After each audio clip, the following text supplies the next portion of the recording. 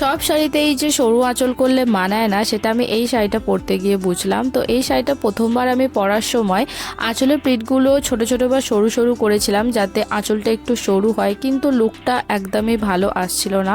তো সেই জন্য আমি কি করলাম যে একটু আঁচলের প্লিটগুলো আমি চওড়া চওড়া রেখেছি, বেশ অনেকটাই চওড়া চওড়া করে আমি আঁচলের প্লিটগুলো বানিয়েছি।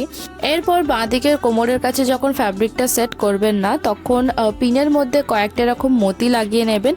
মতি যদি না থাকে কাগজও লাগিয়ে নিতে পারেন।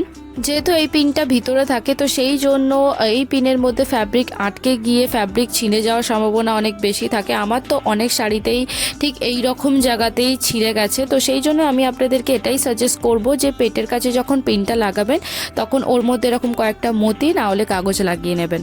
তো এরকম ধরনের শাড়িগুলো যদি এরকম স্লিভলেস ব্লাউজের সাথে একটু চওড়া আঁচলের সাথে পরেন না তো আপনাকে একদম ডিফারেন্ট আর এলিগেন্ট লুক দেবে।